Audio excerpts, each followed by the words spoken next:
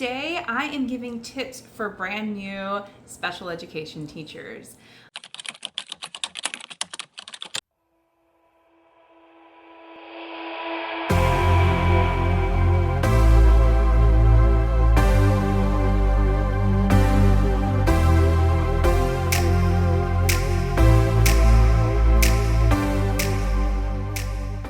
Hello and welcome back to my channel. My name is Rachel from the Behavior Check-In. I know that a lot of the people who come to my channel are new teachers or people studying to be teachers, and a lot of you are just trying to figure out what you need to do to prepare yourselves to be successful in your first year. And I'm going to go ahead and share a few tips with you on things that in hindsight and through my experience I found were very helpful to me, and hopefully they'll be helpful to you, or at least give you kind of a starting point of things you want to work on to help you be successful as a first year special education teacher. The biggest thing I really want to stress with you, I know we hear this time and time again, but it really is the best advice, and that is build relationships with your students.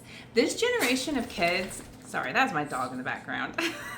But this generation of kids, they are built different. A lot of our students are of the mentality of, I will respect you once you've shown me respect, and I have a reason to respect you. So really, your actions speak louder than words is where they're coming from, which isn't bad. It really is not. But to give you that frame of mind, they're not just going to be like, oh, you're the adult in the room, I have to listen to you. You really need to give them a reason to listen to you. I'm so sorry. My little Frenchie ghost is trying to actively be in this video today. So we're going to just keep going on. But if the screen moves or anything like that, or you hear bird noises, just know that it is my Frenchie.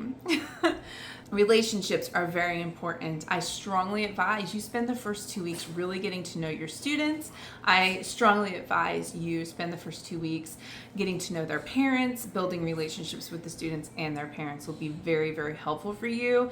It's also really important to try and get to know the teachers that you'll be supporting. If you're an inclusion teacher or if your kids are mainstreaming out to any classes, you need to get to know those teachers and build relationships with them too. So much of our job as special education teachers, trust is such a major component because our job is so nuanced and we work with so many different kinds of personalities and students with so many varying needs, and it's a lot emotionally. But I really believe that when the people you work with feel that you're collaborative and that you care about them, and the students feel that you're collaborative and you care about them, that it really is just going to make your whole year go a lot smoother. When people like you and you like them, things just come together a lot easier. That's my best advice. If you're working with paraprofessionals, really work hard on building strong relationships with them. Once again, our paraprofessionals are very much like our students in the sense that just because you're in the role of teacher doesn't mean that they're going to just follow you blindly.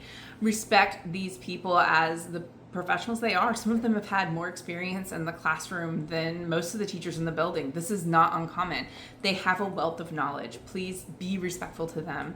And if you are working with a paraprofessional that maybe isn't respectful, I can do a whole nother video. We can kind of talk about that. I know that not every person you're going to work with is going to be easy to work with, and not every student you work with is going to be easy to work with. But I do have some strategies that I could go into in another video if that is something that you are interested in. Our jobs are heavily data focused. We need this data to drive our instruction, to let us know where our students are at, to help build our IEPs, to put in our progress monitoring. You get it. The whole point is we need to have a good system for your data collection, whatever it may be. I personally love digital data collection. When I first started out, I did everything in like a binder, which was great because you know what? I was doing my data and I was taking care of everything that I needed to do. But I felt like I had to go ahead and put that in, add it all up, figure it out and analyze it.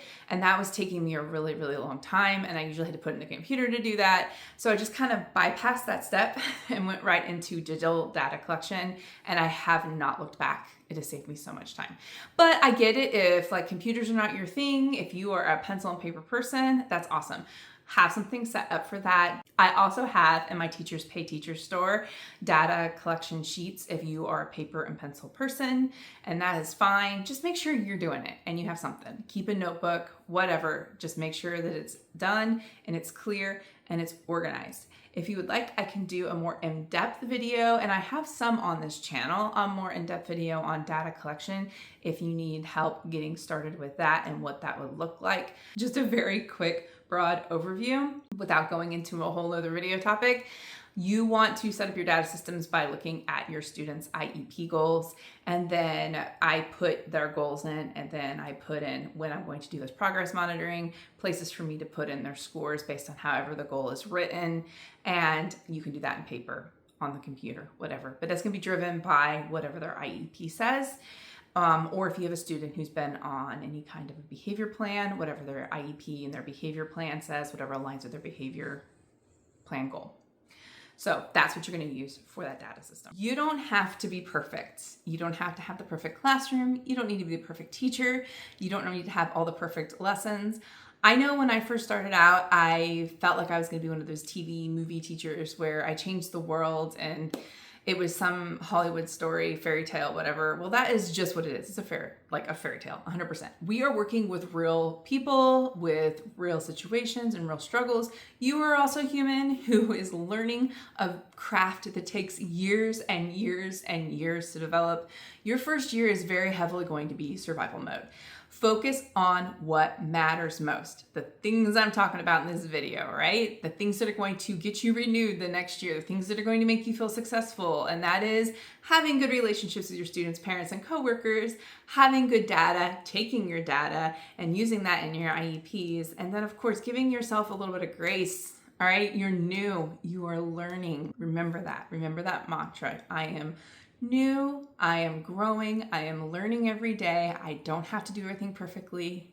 I'm doing things to the best of my ability. Remember all of those things. I'm speaking to myself because I have to remind myself of this as well. But it's okay. And don't get hung up on the things that really don't matter. The things that really don't matter, taking on a whole bunch of outside duty assignments, all right? Having the perfect classroom, having the perfect outfit for every single theme day. Those things take time to build, all right? So unless you come in and you have all this time and you're independently wealthy, which most of us are not because we're educators, you have to build those things up over time and collect them through the years of teaching. You don't want to be using credit cards to build your classroom. You don't want to be using credit cards to buy your teacher outfits, all right? Listen to me again. We are not using credit cards, are getting ourselves in debt, or spending beyond our means to have a Pinterest, Instagram, YouTube, TikTok worthy classroom, right? This stuff doesn't matter. Keep your classroom clean, neat, and inviting. And it's how you are with the students and relationships in your classroom they're going to remember, all right? As long as you have it like organized, the systems are in place, it doesn't matter if your bins are the coolest, latest decorated thing, or they're from the Dollar Tree, or they're hand-me-downs from the previous teacher. It doesn't matter, all right? I want you to remember that because it's so easy as a new teacher to get hung up at having all the things. And as special education teachers, we need a lot of things. And it's probably very realistic that you're going to walk into a classroom where another teacher had left a lot of things and you're sifting through all the junk and throwing things in dumpsters. And it's going to happen. I promise you. Ask for help early. It's okay to ask for help. There are a lot of teachers on your campus who want to help you. I promise you this. There is also teachers who probably don't want to help you. Figure that out really soon in the beginning of your career, the ones who want to be helpful, who want to be your, as they say that poem, your miracle, the person who wants to help you grow, and then the people who want to compete with you, because those are those people too. Find the difference early on. I do this a lot by listening, just kind of taking in the people, the vibes of the people I'm working around and finding out who wants to be supportive and helpful. And go to those people early when you're struggling. If you're struggling to write an IEP and you don't know where to go, I also have videos on my YouTube channel you can go watch, but you can reach out to people in your own school, in your district, and you always should, because every school and district has different policies and they do things differently, and you want to write the IEPs the way that they want you to do it, right? Because we want to keep everything good at work. But ask early, ask for help. If you need help on an IEP, don't ask for help writing it 2 days before it's due, okay? We should have all of our IEP due dates mapped out way early at the beginning of the school year. We should be working on them a month ahead of time. Your IEP draft should be done 2 weeks before it's due. And that way you have plenty of time if you are struggling. You have plenty of time for someone to sit down and help you, because it does take time and you want to be fair and courteous to them and give them time to help you too. I have been in a mentor position where I've had coworkers need help with an IEP, which I am more than willing to help. And they bring me the IEP with really nothing in it the day before it's due. Don't do that. Do not do that. That's not fair. That's not okay. And you don't learn anything, because everybody at that point is just like frantically trying to put an IEP in there and making it compliant. And it's not necessarily a good IEP. So please, please, please get started early. Ask for help early. Finally, take care of yourself, okay? We're in a helping profession, and teaching can easily become your whole identity and becoming all consuming and all of that. I fell into that trap too, because I was really excited.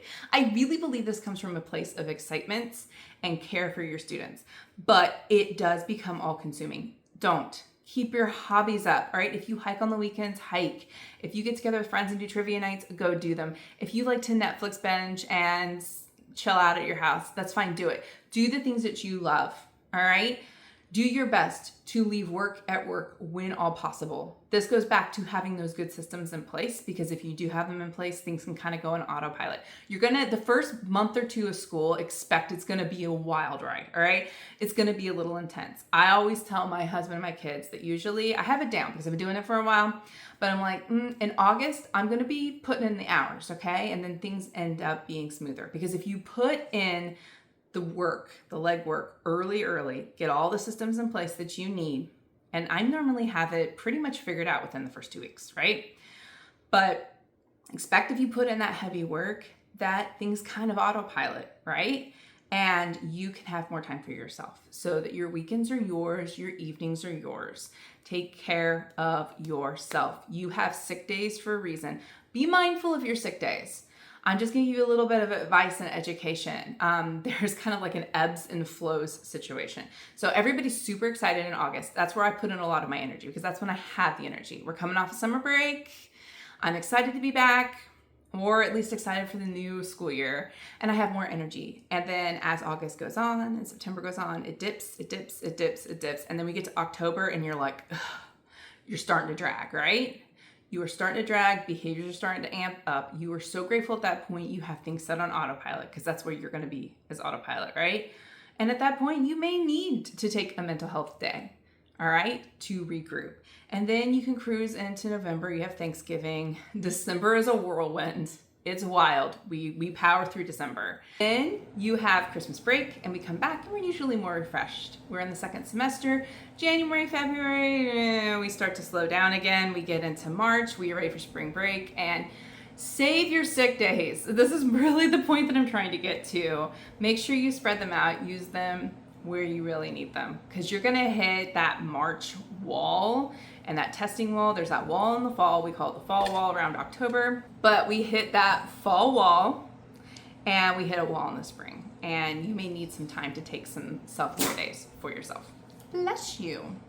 So that is it, because if I keep going, I'm going to continue to get bugged by my little white dog.